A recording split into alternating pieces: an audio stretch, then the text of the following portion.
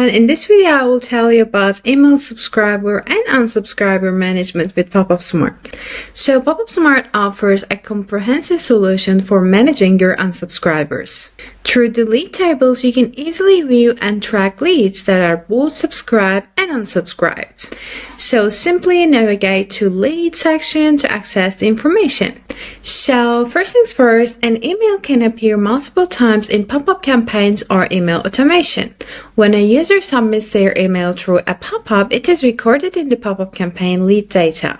Their information will be recorded in a separate row each time they submit. And also, when users receive an email from email automation, their information is stored in the email automation leads. Each time they receive an email from any of the email automations, their information will be recorded in a separate row as well. So if a user unsubscribes from emails, all data associated with that email in both the pop-up campaigns lead table and the automation lead table will be marked as unsubscribed. Here you see the subscribed and it will be seen as unsubscribed. You can also export this data. You can just click on the export button right here. You can choose the data that you want to see. You can just filter it. And then you can have some like time limits. You can choose custom time if you want. And you can also search some specific information, and you can see the data based on specific campaigns or all campaigns.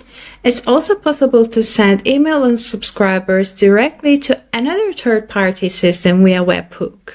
For this, you need to go to the email automations, then choose your automation, continue to mail, and then next to edit content. Here in the footer, you will see this unsubscribe button, and you can just toggle the send unsubscribers to my system.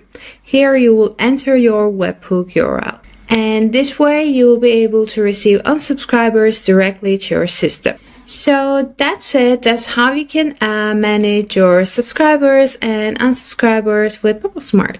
If you have any questions, feel free to contact us and I'll see you next time.